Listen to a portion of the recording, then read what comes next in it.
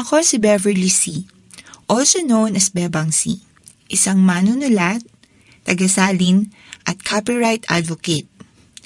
Ang ilan sa mga nalathala kong aklat ay It's a Man's World, Raining Men's, Nuno sa Puso 1 and 2, at Marnie Marino. Ang ilan sa mga akda ko ay matatagpuan sa babe-ang.blogspot.com. Kaunti lamang ang nakakalam na nagsimula ako sa larangan ng pagsusulat sa pamamagitan ng pagtula.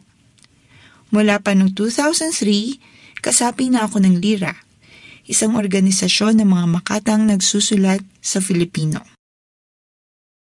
Ang tulang pakiusap ay sinulat ko noong 2010. Tungkol ito sa fresh breakup mula sa point of view ng isang taong nagnanais na makitang muli ang dating kasintahan.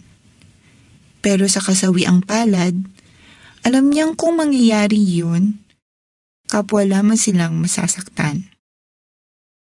Pakiusap.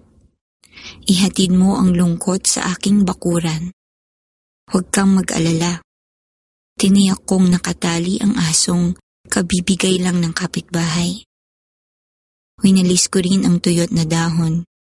At kanina, nagsabog ako ng sampaga sa daraanan. Makasakali ay madama ng lungkot na siya'y kinasasabikan. Niliha ko ang bawat baitang ng hagdan para naman hindi masalubsob ang kanyang talampakan. Handa na sa iyong ihahatid at handa ka na ring matanaw kahit man lang isang saglit.